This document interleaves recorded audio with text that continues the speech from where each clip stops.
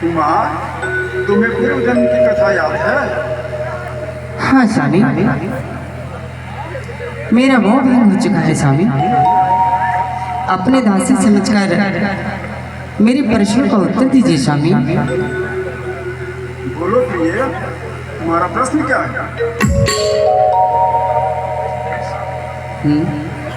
प्रभु, आप कहते हैं श्री राम अनंत हैं, अनादि हैं, अविनाशी हैं, परम ब्रह्म हैं। हाँ, ये सत्य है पार्वती। ऐसी अनादि को स्वामी मनुष्य रूप में क्यों अवतार लेना पड़ा स्वामी?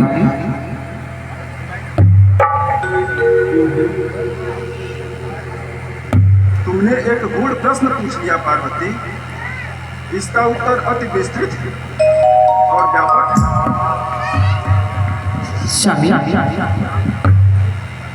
आप राम जी को मनुष्य रूप में अवतार लेने के लिए कथा को समझाइए, जिससे मेरा मन को शांति हो।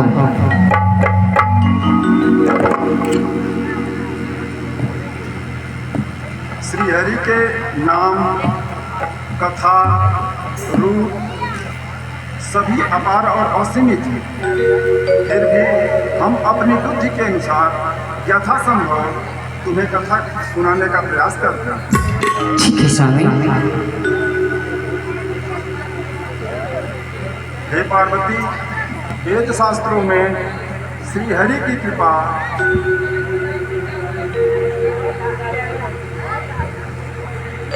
तमाम तरह की कथाएं कही गई हैं। उनके जन्म का मूल कारण यह है कि जब जब धर्म पर हानि होती है, तब तब प्रभु श्री हरि भिन्न भिन्न रूपों में अवतरित होकर के दुष्टों का नाश करते हैं, राक्षसों का वध करते हैं और धर्म की पुनर्स्थापना करते हैं। उनके जन्म के अनेकानेक कारण हैं। कुछ कारण ऐसे भी हैं जिनकी कोई जानकारी नहीं है, कुछ कारणों की जानकारी है।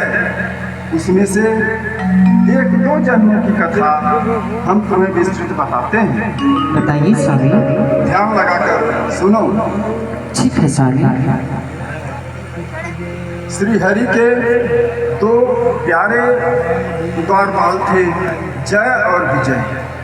एक बार सनकादि कृष्ण ने द्वारपालों से हरि से तुरंत मिलने की इच्छा व्यक्त की, लेकिन द्वारपालों ने उन्हें हरि से तुरंत मिलने नहीं दिया।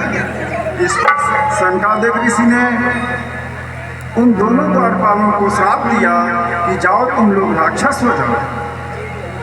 अगले जन्म में यही दोनों हिरण्याकश्यप और हिरण्याक्ष हुए। हिरण्याकश्यप और हिरण्याक्ष का वध करने के लिए श्री हरि ने वराह का रूप धारण किया और हिरण्याकश्यप का रूप वध करने के लिए बहुत बढ़िया बताता है नरसिंह भगवान का रूप धारण किया। तदुपरांत अगले जन्म में यही दोनों राक्षस रावण और कुंभकर्ण हुए और उनका वध करने के लिए श्री हरि को पुनः राम के रूप में जन्म लेना है। माइंडर मिलता पूरा है। हाँ, यही मिल रहा है। फिर क्या हुआ प्रभु? एक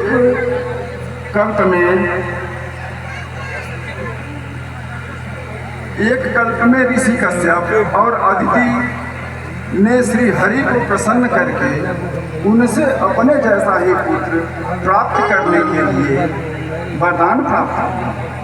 तब श्री हरि ने उन्हें वरदान दिया कि मैं स्वयं ही आपको आपके पुत्र के रूप में प्राप्त हूँ। यही कश्यप और अदिति अगले जन्म में दशरथ और कौशल्या के रूप में हुए और श्री हरि श्री राम के रूप में उनके पुत्र के रूप में जन्म लिया। दूसरा अवतार किस चीज का हुआ प्रभु? एक एक समय में जलंधर ने देवताओं को पराजित कर दिया और वह इंद्र को भी परास्त कर दिया। तब देवताओं की रक्षा के लिए मुझे स्वयं ही जलंधर से युद्ध करना पड़ा, लेकिन मैं उसे हरा नहीं सका। और जब मैं उसे हरा नहीं सका तब श्रीहरि ने देवताओं की रक्षा के लिए उसके पत्नी का छल से पतिभ्रम किया, जिसकी वजह से उसका वध हो सका। यही जलंधर अगले जन्म में पुनः रावण के रूप में जन्म लिया और उसका संहार करने के लिए श्रीहरि को राम के रूप में जन्म लेना है।